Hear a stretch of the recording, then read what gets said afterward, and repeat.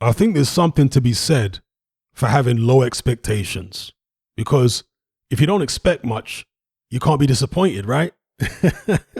Well, that was certainly the case for this Devin Haney, George Kambosos rematch for me, because I really didn't expect much from this fight, but it turned out to be much better. And I mean much, much better than the first one. Kambosos, as he needed to be to give himself a better chance this time, was a lot more aggressive. He came out in the first round and, kind of interestingly was switching between southpaw and orthodox on the front foot. And the first round was probably his best round of the whole fight, from what I can remember. It did kind of go downhill from there on in, and I spoke about this in the fight preview. If Kambosos is more aggressive, as he has to be, that's going to give Devin Haney more opportunities to land his own shots. And indeed, he was landing a lot more on George Kambosos. Kambosos was landing more than he did first time around, but Haney was also landing more. He was responding to the increased opportunities that he was getting due to Kambosos being more aggressive. And Haney was also doing a lot less holding in this fight than he did first time around. I thought it was an impressive performance by Haney. He kept Kambosos honest.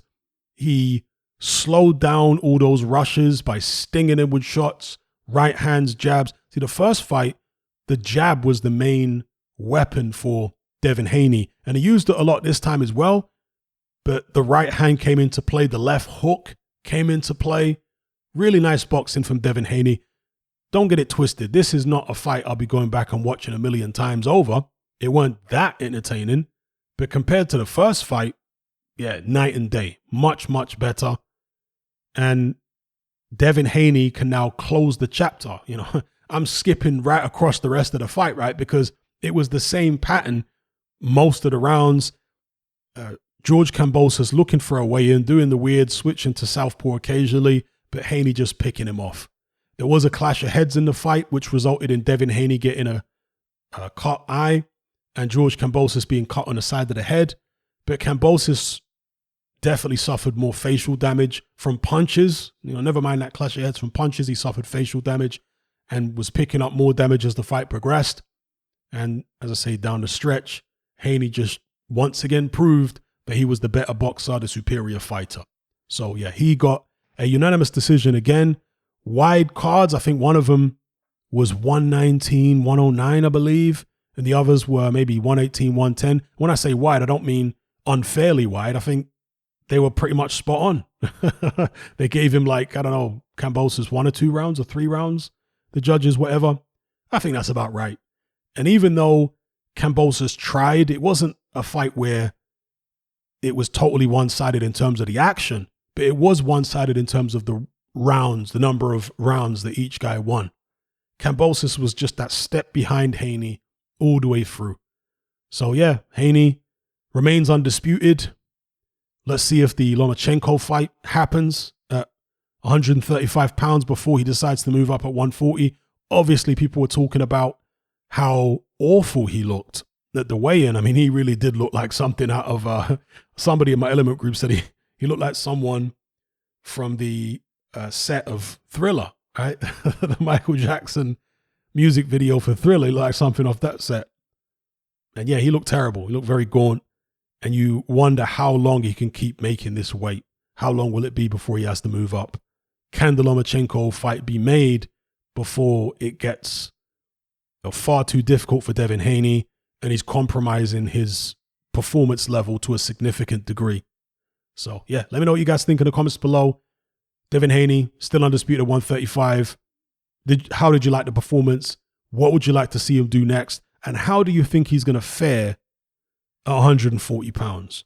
Do you think that his best weight, when all is said and done, when we're looking back in years to come at Haney's career, that we'll be saying he was best at 135?